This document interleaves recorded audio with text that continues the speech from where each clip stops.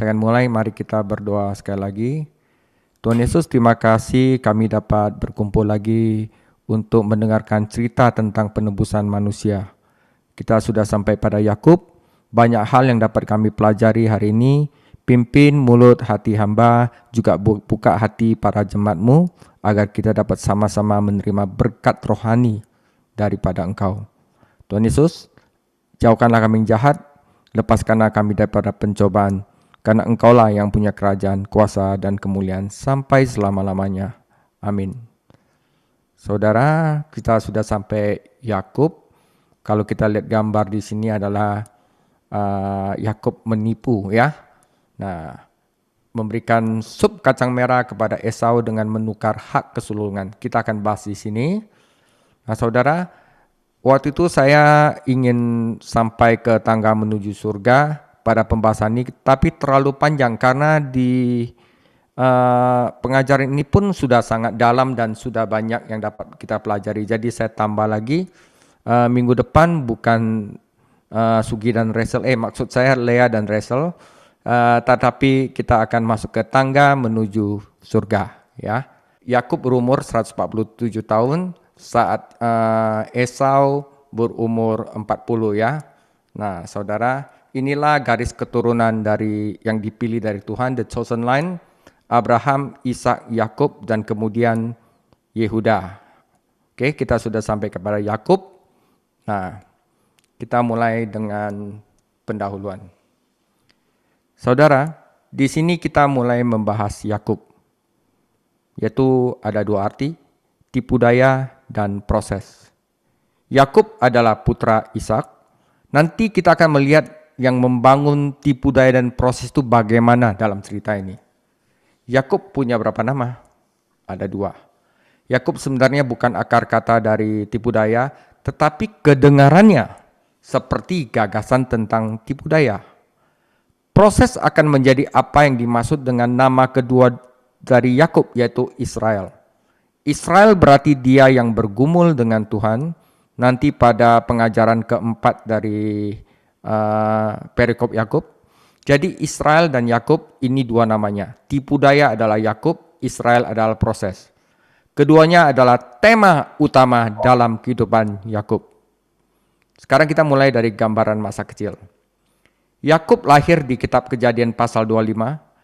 Waktu itu ibunya Ribka hamil dan akan memiliki dua anak. Tetapi sebelumnya itu disebutkan seperti ini. Ishak berdoa kepada Tuhan untuk istrinya karena ia mandul. 20 tahun dia tidak mendapat anak. Waktu Ishak menikahi Ribka umur 40, tapi umur 60 dia barusan melahirkan dua anak kembar, yaitu Esau dan Yakub. Tuhan menjawab doanya dan istrinya Ribka pun hamil. Tetapi bayi-bayi itu berdesakan satu sama lain dan ia berkata, "Mengapa ini terjadi padaku?" Maka pergilah Ribka bertanya kepada Tuhan dan Tuhan berfirman kepadanya, "Dua bangsa ada di dalam kandunganmu dan dua suku bangsa akan berpencar dari dalam rahimmu. Suku bangsa yang satu akan lebih kuat daripada yang lain dan yang tua akan melayani yang muda." Melayani dalam kurung adalah mendukung, saudara. Dan kata ini penting sekali, ya. Jadi sejak lahir siapa yang dipilih? Yakub yang dipilih Tuhan. Itu saja yang penting. Yang berarti siapa yang tidak dipilih? Esau. Jadi ini menjadi pertanyaan tentang bagaimana Tuhan dapat memilih satu dan menolak yang lain, bahkan sebelum mereka lahir. Oke, saudara, inilah pendahuluan. Ayat Saracing. 看他的简简的介绍。这里我们开始讨论雅各欺骗和过程。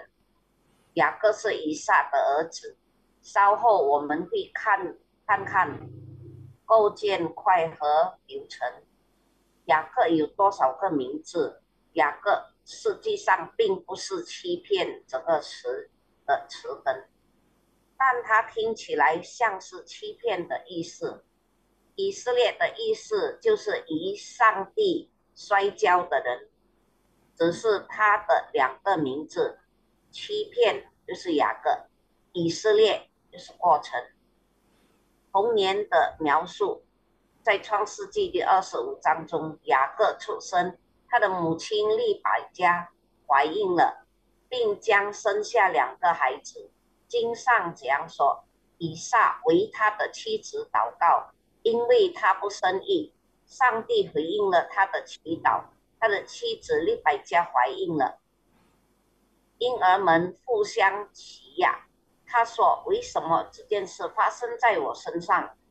于是他去问上帝，上帝对他说：“2个国家在你的子宫里，2个民族将在你的子宫里分离，一个民族就会比另一个民族强大，老年人会为年轻人服务。那么从出生开始，谁就被选中了呢？雅各被选中了，这才是最重要的。这意味着谁没有被选中？以扫。因此问题就变成了上帝如何在他们出生之前就选择其中一个并拒绝另一个。Oke, saudara ya, itu pendahuluan yang baik. Kita mulai baca firman Tuhan. Kejadian 25 ayat 19 sampai 26. Inilah riwayat keturunan Ishak, anak Abraham. Abraham memperanakan Ishak, dan Ishak berumur 40 tahun ketika Ribka, anak Betuel, orang Aram dari Padan Aram, saudara perempuan Laban, orang Aram itu, diambilnya menjadi istrinya. Berdoalah Ishak kepada Tuhan untuk istrinya, sebab istrinya itu mandul. Tuhan mengabulkan doanya, dan Ribka istrinya itu mengandung. Tetapi anak-anaknya bertolak-tolakan di dalam rahimnya, dan ia berkata, "Jika demikian halnya, mengapa aku hidup?" Dan ia pergi meminta petunjuk kepada Tuhan. Firman Tuhan kepadanya, "2 bangsa ada di dalam kandunganmu, dan 2 suku bangsa akan berpencar dari dalam rahimmu. Suku bangsa yang satu akan lebih kuat daripada yang lain, dan anak yang tua akan menjadi hamba kepada anak yang muda." Setelah genap harinya untuk bersalin, memang anak kembar yang ada di dalam kandungannya. Keluarlah yang pertama, warnanya merah, seluruh tubuhnya seperti jubah berbulu, sebab itu ia dinamai Esau. Sudah itu keluarlah adiknya, tangannya memegang tumit Esau, sebab itu ia dinamai Yakub. Ishak berumur 60 tahun pada waktu mereka lahir. 来看圣经创世纪25章19到26节。亚伯拉罕的儿子以撒的后代记在下面。亚伯拉罕生以撒，以撒娶利百加为妻的时候正40岁。利百加是巴丹亚兰地的亚兰人，伊土利的女儿，是亚兰人拉班的妹子。以撒因他妻子不生育，就为他祈求耶和华。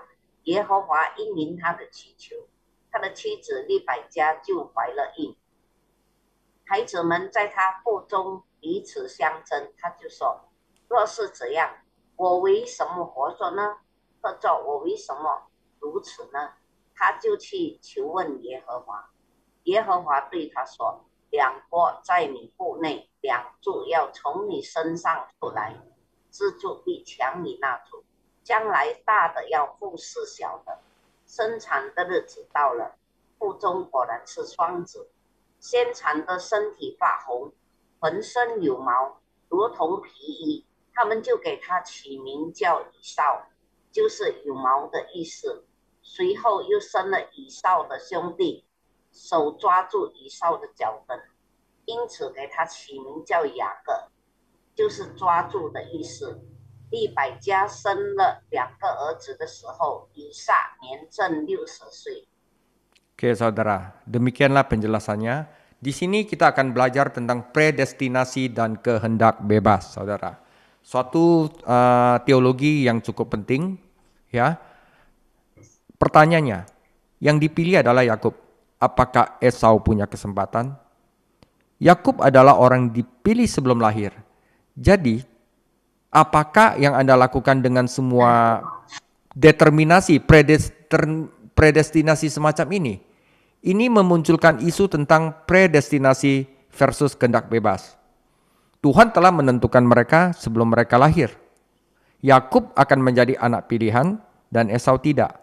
Seberapa besar predestinasi yang dipilih dan ditetapkan dan seberapa besar kehendak bebas, Anda harus mengenali di kelas ini, pengajaran ini, apakah kita telah mengembangkan kemampuan manusia untuk membuat pilihan sejak dari Taman Eden?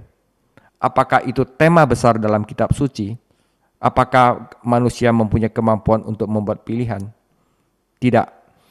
Namun di sini, sisi predestinasi muncul bahwa Tuhan memilih Yakub bahkan sebelum ia lahir. Mari kita pelajari ke dalam kitab Roma. Oke? Roma 9 ayat 13 sampai 16. Seperti ada tertulis, aku mengasihi Yakub tetapi membenci Esau. Terjemahan yang sesungguhnya adalah aku mengasihi Yakub tetapi aku kurang mengasihi Esau. Jika demikian, apakah yang hendak kita katakan? Apakah Allah tidak adil? Mustahil. Sebab ia berfirman kepada Musa, aku akan menaruh belas kasihan kepada siapa aku mau menaruh belas kasihan, dan aku akan bermurah hati kepada siapa aku bau bermurah hati. Jadi, hal itu tidak tergantung pada kehendak orang atau usaha orang, tetapi kepada kemurahan hati Allah. Okay. 议定于自由意志。以扫有机会吗？雅各是出生前就被选中的人。那么你知道，那么你如何处理所有这些界定论呢？只就提出了议定于自由意志的问题。神在他们出生之前就议定了他们，雅各将成为被选中的儿子，而以扫则不会。有多少是议定、选择和注定的？自由意志有多少？在这堂课上，你必须认识到，自伊甸园以来，我们是否已经发展出人类做出选择的能力？人类做出选择的能力是圣经的一个大主题吗？但在这里议定的一半似乎是上帝，甚至在雅各出生之前就选择了他。我们来研读罗马书9章13到16节。正如经上所记，雅各是我所爱的，以扫是我所恶的。这样，我们可说什么呢？难道神有什么不公平吗？断乎没有。因他对摩西说：“我要怜悯谁就怜悯谁，要恩待谁就恩待谁。”据此看来，这不在乎那定义的，也不在乎那奔跑的，只在乎发怜悯的神。 Oke, saudara, ini agak dalam, tapi kita mari lanjut untuk mempelajari tetap pada predestinasi dan kehendak bebas. Karena telah dikatakan kepada Ribka, anak yang tua akan melayani, dalam hari ini adalah mendukung saudara, anak yang muda. Seperti ada tertulis, aku mengasihi Yakub tetapi membenci Esau, bahkan sebelum mereka lahir. Aku mengasihi Yakub tetapi membenci Esau. Apakah Esau memiliki kesempatan? Dan apa artinya Allah membenci Esau? Apa masalahnya? Sebagian orang menganggap kasih atau benci itu sebagai sesuatu yang komparatif. Jadi Allah berkata aku lebih mengasihi Esau, Esau kurang dikasihi. Ya, jadi itu adalah sesuatu yang lebih dan kurang, bukan kasih dan benci. Jadi kalau misalnya di Alkitab dikatakan barang siapa yang tidak membenci ayah dan ibunya, maka ia tidak dapat menjadi muridku. Itu bukan katakan kita harus membenci, kurang mengasihi ayah dan ibu lebih dari Tuhan.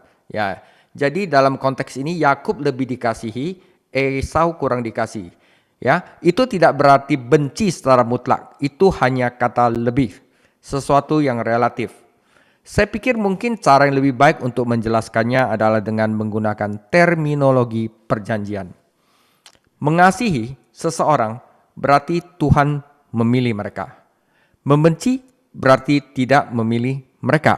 Nah, Jadi terminologi kasih dan benci ini adalah terminologi perjanjian. Ini penting ya saudara. Tuhan membuat perjanjian dengan yang satu, tetapi dia tidak membuat perjanjian dengan yang lain. Jadi ini adalah perdebatan besar dan kita harus mengatakan jika seorang tidak dipilih apakah mereka masih bertanggung jawab. Apakah Esau masih bertanggung jawab kepada Tuhan karena tidak dipilih? Apa yang seharusnya Esau lakukan? Apakah sekarang Esau memang sudah ditakdirkan atau berubah menjadi orang yang benar-benar pasrah? Saudara, ini menarik untuk dibahas dan saya akan bahas di PowerPoint berikutnya. 必定于自由的意志，因为有人对他即是利百加说：“年长的会忽视年幼的。”正如经上所记。我爱雅各，却恨以扫。甚至在他们出生之前，我爱雅各，却恨以扫。以扫有机会吗？神恨恶以扫是什么意思？问题是什么？有些人认为爱恨是比较性的，所以神说我爱雅各多一些，我爱以扫少一些。所以这和多和少是一些东西，这并不绝对意味着讨厌，它只是意味着更多相对的。我认为也许更好的解释方法是使用契约主义，爱一个人就是选择他，仇恨的意思是不要投票给他们，所以爱或者恨的术语就是盟约的术语。神以一个人立业，他不以另一个人立业，所以只是一个很大的争论。我们不得不说，如果有人没有当选，他们仍然有责任吗？以扫有责任吗？以扫应该做什么？现在以扫已经变成一个真正顺服的人了吗？ Oke, kita akan lanjutkan penjelasannya. Predestinasi dan kehendak bebas ya. Di sini akan jelas. Mungkinkah Esau bisa mengatakan Yakub adalah orang terpilih dan dia berada di bawah Yakub dan mendukungnya dalam perannya? Nah, ini yang benar saudara ya. Apakah itu mungkin? Apakah ada yang ingat ada seorang pria bernama Musa dalam kitab Keluaran nanti? Siapakah kakak laki-laki Musa? Harun. Siapakah kakak perempuan Musa? Miriam. Yang dipilih siapa? Musa. Jadi Miriam dan Harun lebih tua, tetapi siapa yang dipilih Tuhan untuk memimpin Israel? Musa. Apakah Harun dan Miriam harus berada di bawah untuk mendukung Musa? Yes. Apakah itu yang mereka lakukan? Ya. Kecuali di dalam Bilangan 12 ada berapa kontroversi, tapi sebagian besar waktu di dalam Keluaran itu yang Harun dan Miriam yang tidak dipilih dalam tanda petik kepada Tuhan karena Tuhan lebih mengasihi Musa, itu mendukung Musa. Mereka ada di bawahnya. Apakah itu yang seharusnya dilakukan Esau? Dia seharusnya mendukung Yakub. Sekarang apakah Esau melakukan itu atau Esau ingin membunuh saudaranya? Nah, kita masuk ke dalam persaingan di sini. Yang ingin saya sarankan bahwa Esau masih dapat membuat pilihan. Dia masih memiliki pilihan tentang bagaimana dia menanggapi apa yang Tuhan tetapkan ini. Ya, dia bisa saja, Yakub adalah yang dipilih Tuhan. Saya tidak dipilih, itu adalah kehendak dari Tuhan. Tetapi saya masih bisa mendukung Yakub. Itu maka akan terjadi kedamaian. Jadi kalau ada orang di gereja pun ada ditetapkan sebagai ini, itu adalah kehendak Tuhan. Yang bisa kita lakukan adalah saling mendukung, bukan saling bersaing. Ya, di keluarga juga sama, di perusahaan juga sama. Ada yang orang dipilih untuk menjabat ini, itu. Tetapi ada orang iri sama orang lain. Yang harus orang itu lakukan sebenarnya adalah mendukung karena kita memiliki satu tujuan yang sama. Ya, jadi seseorang yang tidak dipilih bukannya udah pasrah, masih harus bertanggung jawab. Apakah itu adil? Ya, itu adil. Apakah hidup ini adil? Ya, Tuhan Maha Adil. 来看，还是一定一致有一致。以扫是否有可能说雅各是被选中的人，而他是在雅各的手下，并支持他的节事吗？这可能吗？有人记得出埃及记中有一个叫摩西的人吗？摩西的哥哥是谁呢？亚伦。他的姐姐呢？是米利暗。米利暗和亚伦年龄较大，但神选择谁来领导以色列人呢？摩西。亚伦和米利暗应该在下面支持摩西吗？他们就是这么做的吗？除了民数记12章之外，还有一些争议，但大多数时候他们就是这样做的，即支持摩西。他们在他之下，只是以扫应该做的事吗？他应该支持雅各。以扫到底是这么做的，还是以扫想要杀他的兄弟？所以我们在这方面进行竞争。我想说的是，以扫仍然做出了选择，他仍然可以选择如何回应这件事。所以没有被选中的人仍然有责任。这公平吗？是的，这很公平。生活公平吗？ Ya, saudara. Jadi jelas ya, yang tidak dipilih bukan berarti dia pasrah, tetapi yang dipilih itu adalah dia sudah diberikan sesuatu untuk melakukan kehendak Tuhan. Yang lain harusnya mendukung ya, sama seperti di gereja, di keluarga, dan juga di perusahaan. Oke, ini adalah bagian pertama tentang predestinasi dan kehendak bebas. Kita masuk ke bagian kedua, kita baca firman Tuhan. Kejadian 25 ayat 27 sampai 34. Lalu bertambah besarlah kedua anak itu. Esau menjadi seorang yang pandai berburu, seorang yang suka tinggal di padang, tetapi Yakub adalah seorang yang tenang, yang suka tinggal di kemah. Nah, 28 penting. Ishak sayang kepada Esau sebab ia suka makan daging buruan, tetapi Ribka kasih kepada Yakub. Pada suatu kali Yakub sedang memasak sesuatu, lalu datanglah Esau dengan lelah dari padang. Kata Esau kepada Yakub, "Berikanlah kiranya aku menghirup sedikit dari yang merah. Merah itu karena aku lelah." Itulah sebabnya namanya disebutkan Edom. Tetapi kata Yakub, "Jualah dahulu kepadaku hak kesulunganmu." Saud Esau, "Sebentar lagi aku akan mati, apa gunanya bagiku hak kesulungan itu?" Kata Yakub, "Bersumpahlah dahulu kepadaku." Maka bersumpahlah ia kepada Yakub dan dijualannya hak kesulungannya kepadanya. Lalu Yakub memberikan roti dan masakan kacang merah itu kepada Esau. Ia makan dan minum, lalu berdiri dan pergi. Demikianlah Esau memandang ringan hak kesulungan itu.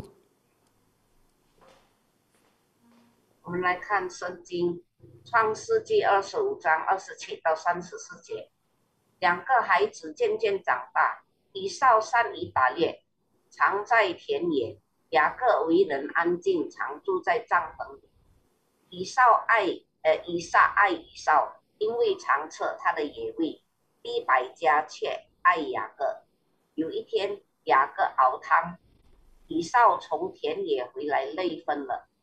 以扫对雅各说：“我累昏了，求你把这红豆汤给我喝。”因此，以扫又叫以东，就是红的意思。雅各说：“你今日把长子的名分卖给我吧。”雅各说：“我将要死，这长子的名分与我有什么益处呢？”雅各说：“你今日对我起誓吧。”以扫就对他起了誓，把长子的名分卖给雅各。于是雅各将饼和红豆汤给了以扫。以扫吃了喝了，便起来走了。这就是以扫轻看了他长子的名分。 Saya akan membahas sedikit tentang nama Yakub dan Esau. Nama Yakub memiliki bunyi secara etimologis yang tidak selalu berhubungan, jadi bukan akar kata. Tetapi bunyinya adalah bahwa namanya berarti menggapai tumit. Nama itu terdengar seperti penipu, pencengkeram tumit. Ketika mereka lahir, Esau lahir dengan apa? Esau lahir dan dia berwarna merah. Merah. Mereka memanggil saya merah, kata Esau. Sebenarnya nama aslinya adalah merah besar. Pada dasarnya Esau adalah merah besar. Keturunan Esau menjadi orang Edom yang dalam bahasa Ibrani itu juga berarti merah. Jadi Edom itu dikaitkan dengan merah. Tidak secara kebetulan, apa warna batu-batuan di negeri Edom? Warnanya merah. Ya, ada satu macam pasir namanya batu pasir Nubia itu berwarna merah. Jadi tempat tinggalnya Esau pun adalah batu pasir merah di tanah Edom. Nanti kita akan bahas nanti waktu di Keluaran ya. Setiap kali Anda melihat orang Edom dalam kitab suci di Keluaran, saudara, apa yang dilakukan orang Edom, keturunan Esau, hampir setiap saat. Orang Edom membunuh orang Yahudi. Itulah yang mereka lakukan. Jadi selalu ada ketegangan dengan orang Yahudi. Mereka akan membunuh banyak orang Yahudi. Mereka adalah keturunan Esau. Esau atau yang dikatakan Seir, sebagaimana dipanggil. Dan Esau dan Seir itu berarti berbulu. Ya, jadi Esau ada dua nama, merah dan juga berarti orang katakan dia adalah berbulu. Ya. 少和雅各这两个名字的含义，我将讨论一下雅各和以扫这两个名字。雅各这个名字有一个声音，从词源上看不一定相关，但这个声音表明这个名字的意思是脚后跟。这个名字听起来像骗子和抢跟者。当他们出生时，以扫出生时带着什么？以扫出生了，他是红色的，红。他们叫以扫叫红，他的名字叫大红。基本上以扫是大红色，以扫的后裔成为以东人，在希伯来语中意思是红色，所以以东会与红色联系在一起，并非巧合的事。以东国的颜色是什么颜色的呢？颜色是红色。努比亚沙诺是红色的，所以他居住在的地方是以东地的红沙原。每当你看到圣经中的以东人时，以扫的后裔以东人极父每次都会做什么？以东人屠杀犹太人，这就是他们所做的。因此，与犹太人之间总是存着紧张关系。他们将杀害许多犹太人，他们是以扫的后裔。他被称为以扫和希尔。以扫和希尔的意思是多毛的。Oke, saudara, itu penting ya sejarahnya. Dan kita akan bahas tentang hak kesulungan dan sup kacang merah. Di pasal 25 bagian akhir, izinkan saya menceritakan kisah ini. Jadi Esau sedang berburu. Dia adalah seorang pemburu. Yakub adalah seorang petani. Yakub punya sup. Ya. Ngomong-ngomong, apa warna sup itu? Sup kacang berwarna merah. Apakah Anda mengerti permainan kata merah di sini? Sup merah untuk si merah besar. Jadi si merah besar yaitu Esau datang dan dia kelaparan. Dia telah pergi berburu dan tidak punya makanan. Dia datang menemui Yakub dan Yakub punya sup merah ini. Ya. Jadi seakan-akan Yakub bicara, "Hei si merah, kamu mau sup merah?" Si merah berkata, "Aku akan kelaparan. Apa gunanya hak kesulunganku?" Jadi pada dasarnya Yakub menukar hak kesulungan. Nah, saudara di sini Yakub berkata, "Kamu berikan aku hak kesulungan dan aku memberikan kamu sup." Esau berkata, "Aku akan mati jika aku tidak mendapatkan sup itu." Jadi siapa yang peduli dengan hak kesulungan, dia tidak peduli. Nah, sekarang kita harus tahu saudara, pada zaman itu apakah sah untuk menukar hak kesulungan. Yes, kita dulu udah belajar Hammurabi Code, ya, tentang ahli waris segala macam. Kita juga ada belajar Law of Hospitality, dan sekarang kita tahu bahwa hak kesulungan itu dapat ditukar karena saat itu kita tahu dari hukum-hukum yang namanya hukum Nuzi, saudara. Mereka menukar segalanya dan hak kesulungan Anda dapat ditukar. Jadi karena itu sah waktu Yakub menukar dengan Esau. Hanya karena itu sah, apakah itu berarti baik? Apakah Yakub bersikap baik kepada saudaranya ketika dia tidak punya makanan? Ya, dia bersikap baik. Jadi saya ingin mengatakan bahwa apa yang Yakub lakukan adalah sah. Kita tahu itu sah, tetapi kita tidak mengatakan atau kita tidak yakin bahwa itu adalah hal yang paling baik untuk dilakukan Esau, saudara. Nah, jelas ya. 红豆汤，在最后的第25章，让我告诉你这个故事。所以以扫正在打猎，他是一名猎人，雅各是一位农民。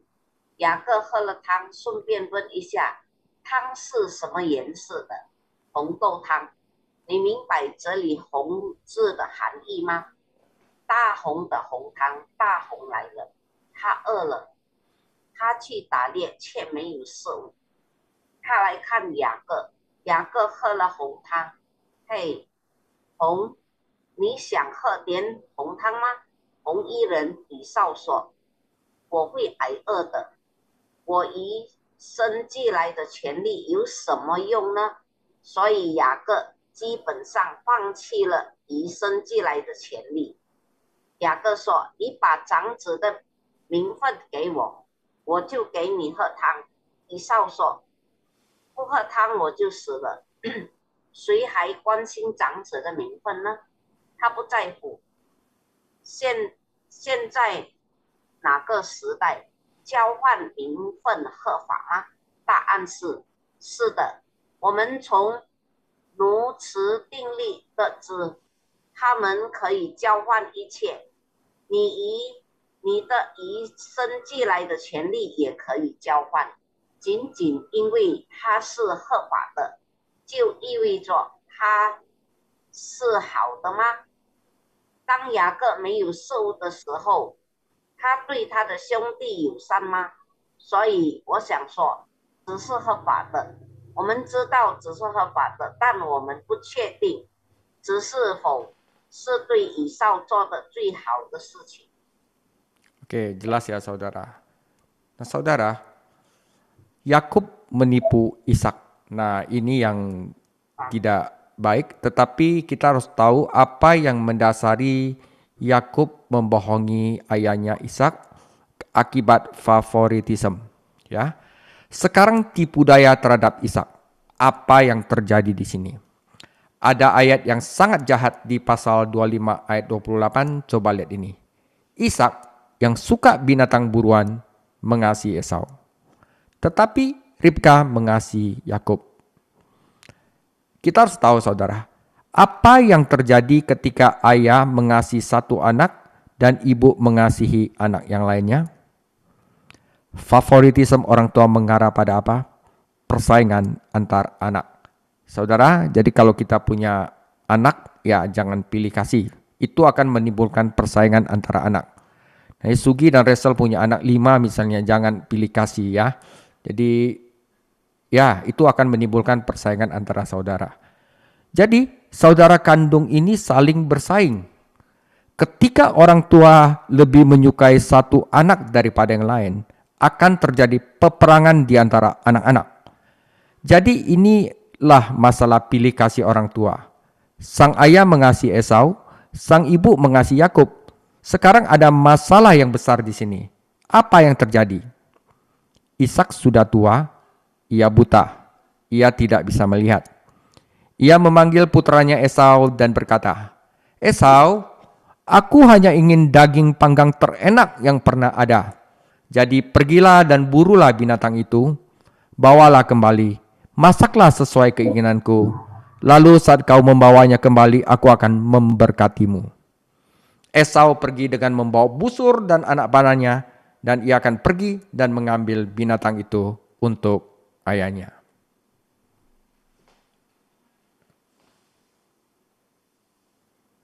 雅各欺骗以撒，天堂的结果。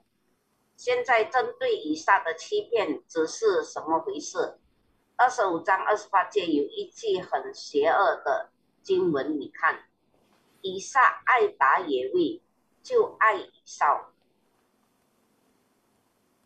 利百加却爱雅各。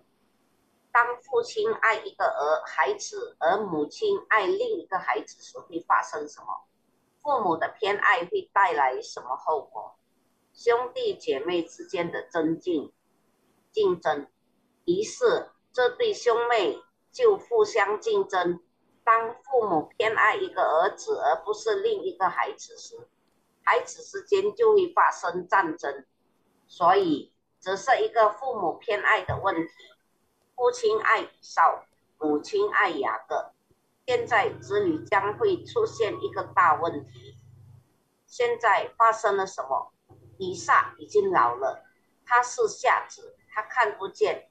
他打电话给他的儿子以扫说：“以扫，我只想吃有史以来最好的烤肉，所以你去猎杀哪只动物，把它带回来，按照我的意愿烹饪，然后当你把它带回来的时候，我会祝福你的。”以扫带着他的弓和箭去捕捉那只野兽。Oke, saudara. Nah, Ribka membantu Yakub menipu Esau. Nah, siapa yang mendengar percakapan itu? Ya, Ribka ada di sana. Dan ia mendengar semuanya. Ia merencanakan, "Hei Yakub, kita harus bertindak sekarang. Ayahmu buta. Apakah kau memanfaatkan orang buta? Tentu saja, ayah tidak bisa melihatmu. Jadi kau akan masuk ke sana. Tetapi apa masalahnya? Ayah tidak bisa melihatmu, tetapi ayah dapat memegang aku. Aku tidak berbulu, tetapi Esau berbulu." Nah, jadi ibunya berkata, "Baiklah, ambilkan aku seekor kambing. Kita akan memasak kambing itu." Ngomong-ngomong, aku juga mengatakan ini. Tahukah kamu bahwa kambing di Palestina, jika kamu menyentuh punggung kambing itu, tanganmu akan terkena serpihan bulu itu dan menjadi kasar. Nah, ya kan? Bulu kambing itu sangat keriting dan tebal. Tidak ada manusia di muka bumi yang memiliki bulu setebal dan sekeriting itu. Jadi jangan pakai yang punggung itu biar tangan kamu kasar aja. Ya. Jadi bukan bagian belakang kambing-kambing ini, tetapi bulu itu bulu yang sangat menjijikan. Di bawah bagian kambing, di bagian belakang mereka bulunya itu sangat lebat. Di bawah bagian kambing, di ketiak dan di bagian bawah ada bulu yang sangat halus, hampir seperti kulit lembutnya. Jadi itulah yang mesti dikuliti dan dikenakan kamu, dan kamu akan menjadi seperti Esau. Jadi ia mengenakan kulit itu kepadanya. Lalu Yakub berkata, "Ini aku membawa makanan ayah." Dan waktu Esau memegangnya, oh orang itu berbulu, pasti Esau. 利百加帮助雅各欺骗以扫，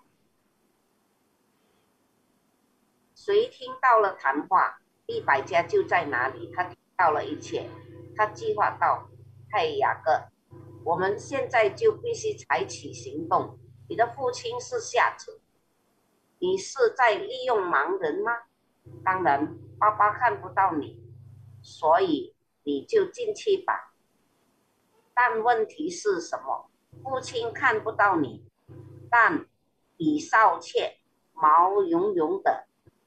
于是他妈妈说：“好吧，给我一只山羊，我来煮那只山羊。顺便说一句，我也不得不说一下，你是否知道，在巴勒斯坦羊中，如果你触摸山羊的背部，你的手就会沾上一些皮毛，并变得粗糙。山羊的皮毛非常卷气和厚实，地球上没有人类这么厚的卷气的皮毛，所以不是这些山羊的背部，这是一根非常恶心的腋毛。山羊的下侧背部的毛皮非常浓密，在山羊的下面腋窝和下面有非常细的皮毛，肌肤就像柔软的皮肤一样，所以这就是他剥皮而穿的衣服。于是他就给他戴上了。雅各说：“父亲，我带事物来了。”他说：“哦，哪个人有头发，一定是以扫。” Oke, saudara. Masalah di sini, Ishak sudah tahu dari Ribka bahwa yang muda itu adalah pilihan Tuhan. Yakub adalah pilihan Tuhan. Ishak seharusnya memberkati Yakub. Ya. Nah, ceritanya adalah jadi Ishak makanannya. Ia memberkati Yakub dan memberinya semua berkat. Kemudian Yakub berlari keluar dan siapa yang berlari masuk berikutnya? Esau masuk dan berkata, "Ini aku, anakmu Esau yang kau kasihi." Kemudian sang anak ayah panik menyadari bahwa ia telah ditipu. Jadi sang ayah telah ditipu pada titik ini dan Anda mendapatkan ketegangan yang terjadi antara Yakub dan Esau. Siapa yang mendapat berkat? Apakah sang ayah menyadari bahwa ia telah melakukan kesalahan? Ya. Esau berkata, "Ada apa ayah? Apakah ayah hanya memiliki satu berkat?" Ishak berkata, "Aku memberkati Yakub dan dialah yang akan diberkati." Nah, pada saat itu Ishak seharusnya tahu bahwa ini adalah pekerjaan Tuhan, di mana saya pikir Ishak menyadari bahwa dia seharusnya memberkati Yakub karena itulah janji Tuhan, itulah pilihan dari Tuhan. 在结束的经文上，神会使用所有这些欺骗和邪恶来达到他的目的吗？神甚至利用人类的邪恶来达到他的目的。还会有另一场冲突，下一次我们会看到一场关于雅各和以扫为他们父亲的祝福而斗争的冲突。我们中有人感受到父亲的祝福吗？我就在这里结束吧。你父亲的祝福对你来说重要吗？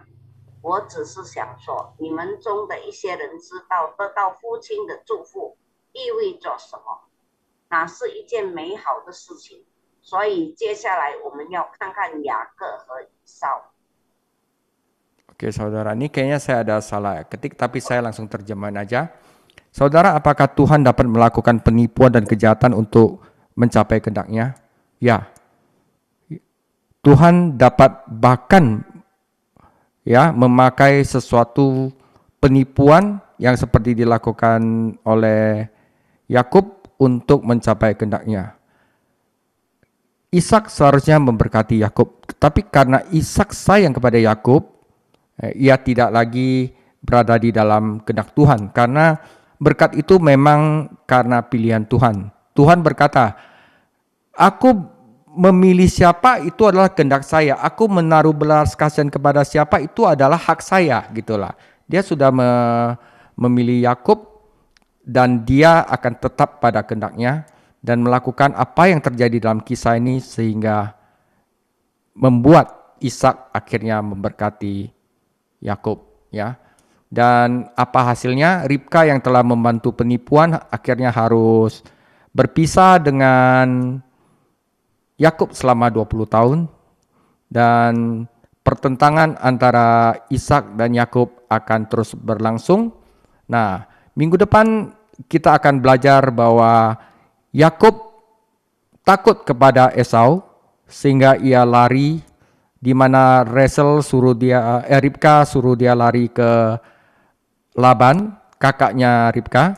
Dan di sini kita akan belajar pertentangan antara Yakub dan Esau sampai Yakub di Betel bermimpi tentang tangga menuju surga. Habis itu barusan kita akan bahas tentang Lea dan Rachel. Oke, Tuhan Yesus memberkati.